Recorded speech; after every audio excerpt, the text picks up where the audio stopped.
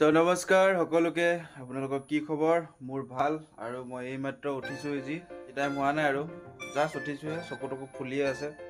মুখখন ধুই আহিছোঁ আৰু অলপ গৰম পানী খাওঁ বুলি আহিছিলোঁ আৰু ৰাতিপুৱা আপোনালোকে যদি গৰম পানী খায় তেনেহ'লে এইটো আপোনালোকৰ বহুত ভাল অভ্যাস পেটটো মানে চফা হৈ যায় ধুনীয়াকৈ তো কোনে কোনে গৰম পানী খায় ৰাতিপুৱা কমেণ্ট কৰিবচোন মাত্ৰ দোকান পালোহি আৰু দোকানত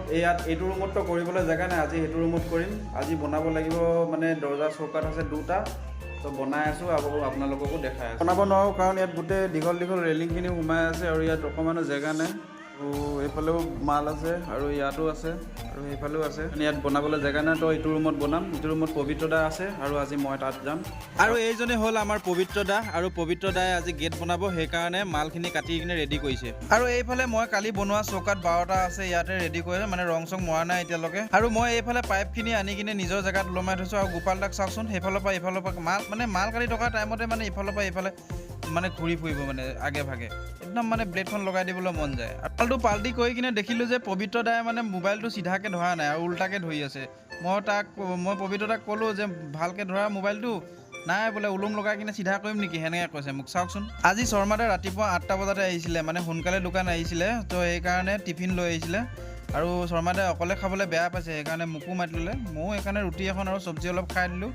আৰু শৰ্মাদাহঁতৰ বৌয়ে কিন্তু বহুত ধুনীয়া চব্জি বনায় সেইদিনা পনীৰ আনিছিলে পনীৰ কিন্তু ইমান মজা লাগিলে ন খাই সেইকাৰণে শৰ্মাদাই মোক মাতিছিলে আৰু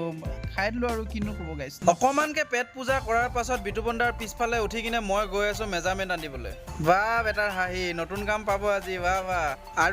আৰু আজি শান্তি নাই মানে কথাটো হ'ল কি মই তাৰপৰা মেজাৰমেণ্ট লৈ আহি কিনে বিতুপন দাই মোক ক'লে যে বোলে কব্জা দুটামান লগাই দিব লাগে ব'লা মানে চাওকচোন গাইছ তাৰপৰা আহিছিলোঁহে